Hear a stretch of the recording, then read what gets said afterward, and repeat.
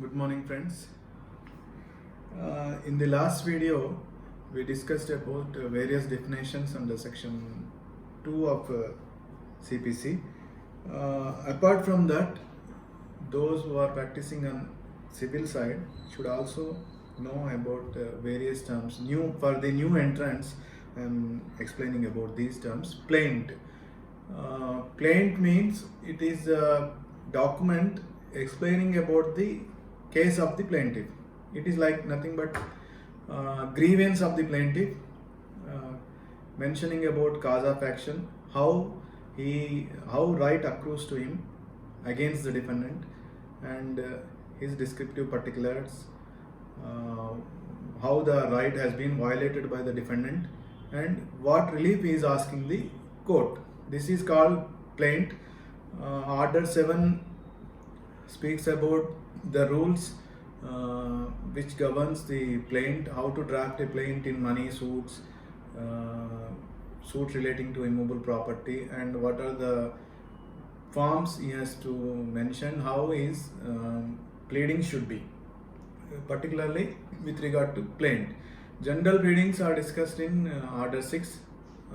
They apply to both plaint and written statement and any other pleading filed by the parties. And Order 8 speaks about written statement. So plaint is a story of the plaintiff, case of the plaintiff, and explaining his right, and that right has been, how that right has been violated, and what relief he is asking from the court. Then written statement, it is a reply to the case of the plaintiff filed by the defendant or defendants. Then he also mentions how he is not liable and how the plaintiff's case is wrong, and whether sometimes he may admit some portion of the case of the plaintiff also. Okay, this is about written statement. Basically, we will discuss in detail later in later videos. Then rejoinder. Sometimes plaintiff or defendant needs to file additional written statement. This is under Order 8 Rule 9. They can seek the permission of the court and they can file additional pleadings. This is called additional pleadings, or in common parlance we use it as rejoinder. Then issues. Upon receipt of plaint and written statement, the court, if wants to proceed further trial, the court will frame certain issues called questions to be determined by the court by reading the plaint averments and the documents. We will discuss while discussing about Order 14 CPC. Then suit, original suit. What happens is, whenever you file your case, you need to prepare your plaint. You have to follow the rules mentioned in Civil Rules of Practice and also CPC. Thereafter, you need to pay some court fee by way of bank deposit now, depending on the value of the case, and also by following the provisions of a particular enactment called Court Fees Act. Depending on the nature of the suit. For example, injunction suit, you need to value the relief, whereas in case of declaration of title and recovery of possession, you need to value the subject matter 3/4 or half of the valuation. In case of specific performance of agreement of sale, you need to pay the court fee depending on the value of the agreement, property mentioned in the agreement. So there are various provisions in the Court Fee Act. So you need to calculate the court fee like that. Suit for partition, you need to pay fixed court fee. You need not pay the value of the subject matter. So this is a kind, you have to value the court fee. Then you can file your plaint in the concerned court, depending on the jurisdiction we will discuss. Then the court staff would give you a number, SR number. Thereafter, if your plaint is in order, the scrutiny officer would place before the judge would number it, and then it will be numbered as OS number. Sometimes in matrimonial cases or other applications, they will be numbered as OP numbers, original petition, MVOP, FCOP, arbitration OP, original petitions. These are all original petitions. Now, for a suit it is OS, original suit. Then interlocutory application, IA. We call IA, have you filed IA, whatever it is. IA means interlocutory application. In any suit, n number of interlocutory applications can be filed depending on the relief sought in those interlocutory applications. Interlocutory application for temporary injunction, interlocutory application for restoration of the suit, interlocutory application for setting aside the ex parte order, interlocutory application for appointment of commissioner, receiver, whatever it is, attachment, arrest before judgment, attachment of the property, summoning the attendance of witnesses, appointment of commissioner, everything. So interlocutory application will be like this. You need to file a petition, and that petition must be supported by an affidavit. You have to mention all the facts in the affidavit, what made you to file the application. Then the affidavit and petition can be called as interlocutory application. It requires some fee, normally 2 rupees or 1 rupee. Then EP, execution petition, and any interlocutory application filed at the stage of execution petition, it will be called as EA, execution application, EP and EA. Then these are the terminology used by the civil court lawyers while referring them to their parties or whatever it is. So these are very important provisions, important terminology. Suit, cause of action, caveat under 148A CPC, and process, summons, bailiff. These are all the terms that may be useful for your discussion. Then friends, regarding the definitions, after definitions, section 3 speaks about subordination of the courts. Our hierarchy on civil side is like this, friends. Basically, junior civil judge court, thereafter senior civil judge, district judge, lower level, high court and Supreme Court. So lower courts, district judge, senior civil judge and junior civil judge are subordinate to high court, and district judge is directly subordinate to high court, and every civil court inferior to that of a district court, that is small cause court or and small cause court, senior civil judge court and junior civil judge court are subordinate to high court. Subordination in the sense of administrative purpose. So we got independent judiciary because a junior civil judge court can pass an order. An high court judge cannot question the order until it is carried before him by way of a revision or appeal. Am I clear, friends? So sometimes he may ask the call for the judgment for the purpose of administrative purposes, not for interfering with the order.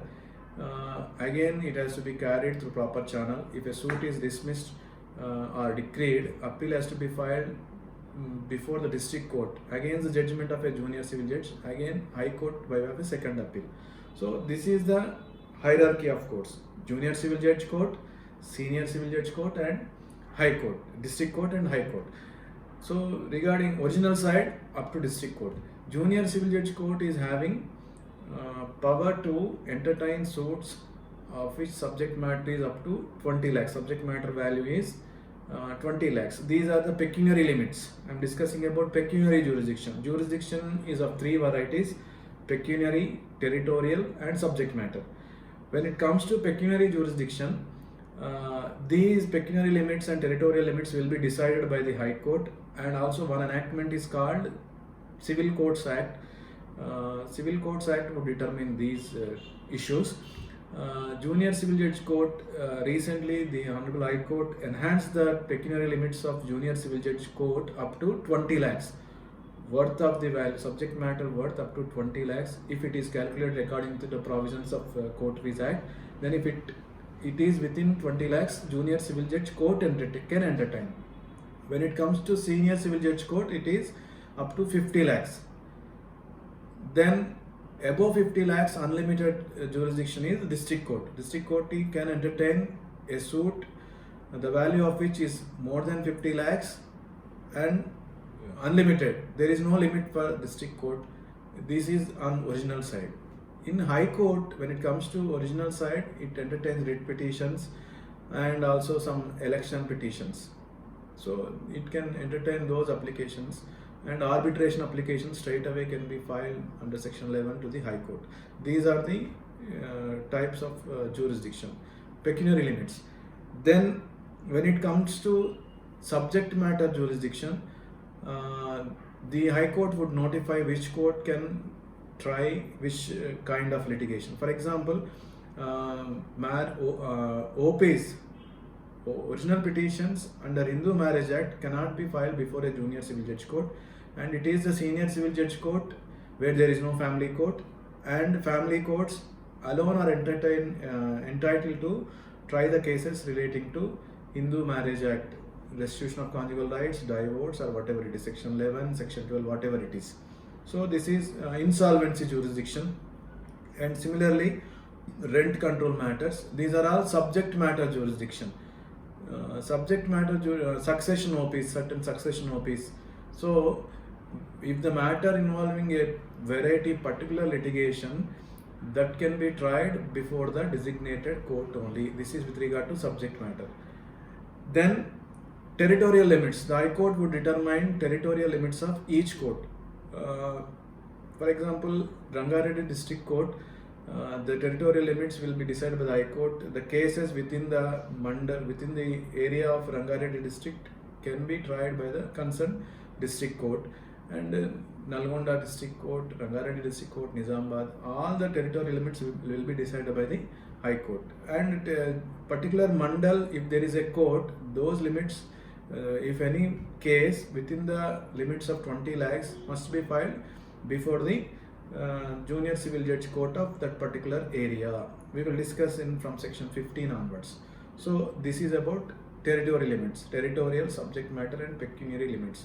And friends, section 6 says no court is empowered to try a case exceeding its pecuniary limits. That was section 6 says. So junior civil judge court cannot entertain a suit the value of which is more than 20 lakhs. If it is 21 lakhs, it cannot do. Only up to 20 lakhs it can entertain the suit. So this is with regard to section 6. And one more aspect is there, application to the revenue courts. CPC applies to civil courts, all civil courts, and also revenue courts. If the government issues a gazette notification stating that particular provisions of CPC are not applicable to particular revenue courts, then they are not applicable, unless, as long as there is no notification, the provisions of CPC are very well applicable to revenue courts also. For example, revenue courts means cases under Revenue ROR Act, AP Rights in Land, Telangana Rights in Land and Pattadar Passbooks Act. There are certain provisions, section 5, 5A, 5B appeal, thereafter revision, joint collector, RDO, joint collector. Before them, if a case is filed, they can use the provisions of CPC. This has been laid down by the full bench of Andhra Pradesh High Court in 1968, Andhra Weekly Reporter 246 full bench, Radhabai versus Chinnaya case.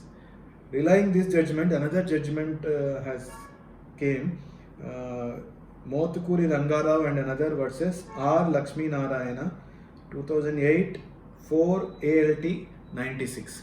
So in these two judgments, it says CPC is also applicable to revenue courts. So the purport of section 5 is, as long as there is no notification excluding the provisions of CPC, the revenue courts are also supposed to follow these provisions. So this is about section 5, 6 and 3. And section 7 speaks about small causes courts are not supposed to exercise the powers under section 9, section 91, 92, 94, 95.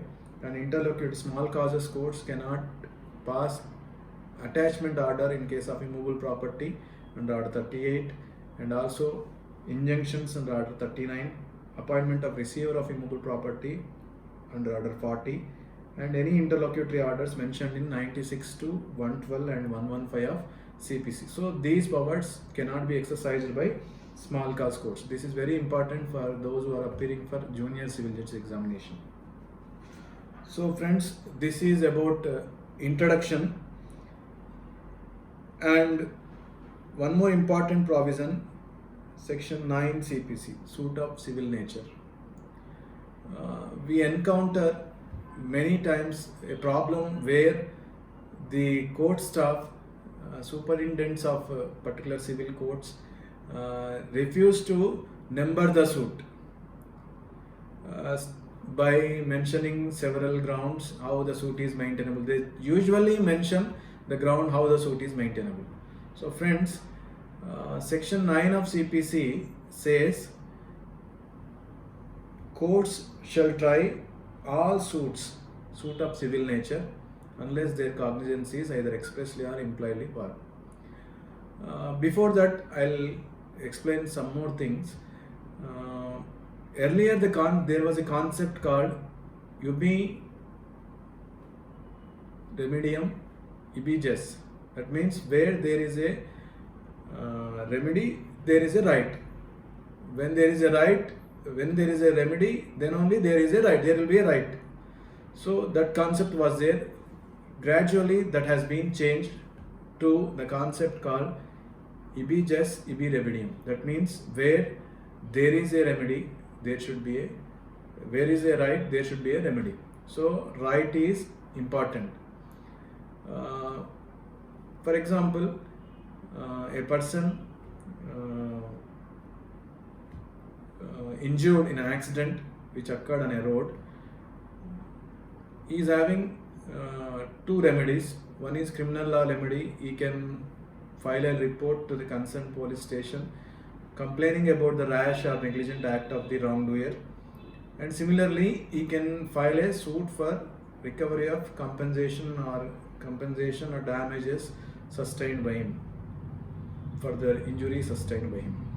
So he can file a suit for recovery of money, recovery of damages, recovery of compensation in view of the registration of the vehicle and registering the vehicle and taking insurance policy to the respective vehicle or thing involved in the accident. The insurance company would pay the compensation. Or take an example of a negligent act of a person who failed to take precautions while constructing. As a result of it, an injury occurs because of fall from that building or fall of the building beside the neighboring building. On the neighboring building, the inmates of the neighboring house sustained injuries. They can complain to the civil court. They can file a civil suit. So, like report to the police and registering of FIR, they can file a suit by filing a plaint. And section 9 CPC says if anyone is having a right means it must be there is a corresponding obligation on the part of the defendant. If anyone having a right, they can approach the civil courts, and civil courts must take the cognizance of that case, number the suit and issue summons to the defendant, frame an issue, take a written statement from the defendant and frame an issue, take the evidence, record the evidence, oral and documentary, and decide the case, decide the list between the parties. So this is the idea.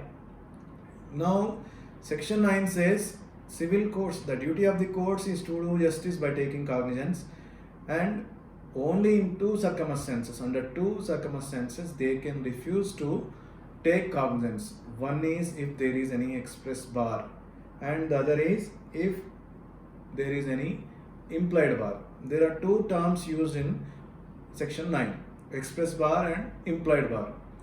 What is meant by express bar? If in any particular enactment there is a provision barring the jurisdiction of civil courts, then the civil courts will have no jurisdiction to take cognizance of that civil dispute. For example, there is a dispute between landlord and tenant. The tenant or landlord, whatever it is, they fight for possession of the property. It is in Telangana area. There is an act called Telangana Agricultural Land Holdings Tenancy and Agricultural Lands Act 1950, and section 99 of the act, there is a bar barring the jurisdiction of civil courts, and civil courts have no jurisdiction to entertain the suits between landlord and tenant. it is the RDO or Tehsildar under section 19, 28 and 32. It is before the Tehsildar, and the section 40, the succession of the legal aids of tenants, and under section 50, the RDO can decide whether the tenant can purchase the property. So 47 and whatever it is. So these provisions, these disputes can be determined by the revenue forums only under that particular enactment. And take another example, section 87 of Endowments Act. Endowment Tribunal is a competent authority to try the issues with relating to endowment property.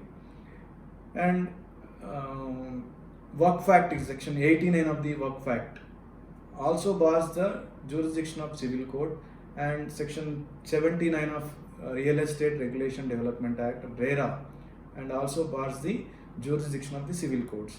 So in all these enactments, there are many enactments where civil code jurisdiction is barred. So these enactments contain a specific provision in them barring the jurisdiction of the civil codes, express provision, expressly barring the jurisdiction of the civil code. Therefore, civil codes have no jurisdiction to grant the relief and take the cognizance, the very cognizance they cannot take. And what about implied bar? Implied bar means there is no express bar in any enactment. However, there is a forum which can properly and efficaciously, expeditiously can grant the relief to the parties over their rights, and that forum is in existence, and they can address the grievances of the litigants. Therefore, the civil courts have no jurisdiction. Take the example of a tribunal, motor vehicle accident tribunal, which have been established for the purpose of trying cases relating to motor accident, injured persons or persons who died in motor accidents. So, under that enactment, there is a tribunal has been established. The tribunal can specifically deal with those matters and easily, quickly dispose of the cases relating to those matters.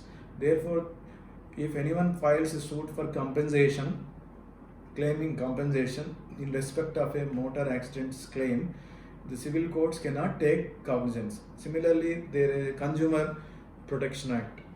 In case of any deficiency in service or defect in goods, one can file a suit for damages against the wrongdoer or the service provider.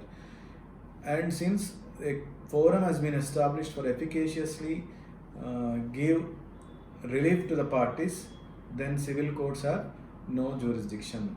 So under section 9, friends, only where there is an express bar or there is any alternative forum for granting the relief that has to be granted in favor of the plaintiff, civil courts have no jurisdiction. Otherwise, it is for the duty of the civil court to take cognizance of every matter, every suit of civil nature, where it can adjudge the rights, not civil, political rights or any other religious matters, only civil rights of the parties. The civil courts have to take cognizance.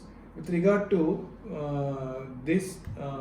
a judgment of Supreme Court in Dhulabai versus State of MP, AIR 1969, Supreme Court, page 78, clearly explains about the concept, suit of civil nature, and also express bar, implied bar, section 9.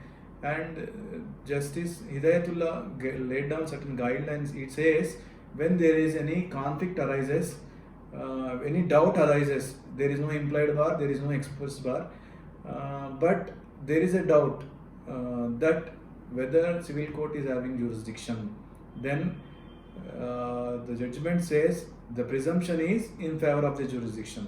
As long as there is no implied bar or express bar, civil courts must take cognizance of the disputes and try them, do justice to the parties if they are in order. So this is all about section 9, friends. And in the next video onwards, we will discuss about various stages of the suit from order 1 to filing of plaint, where to file that plaint, jurisdiction of the civil code from section 15 onwards, and are there any personal bars, that means res judicata, res sub judice, and section 12 foreign court and foreign judgments. Thank you.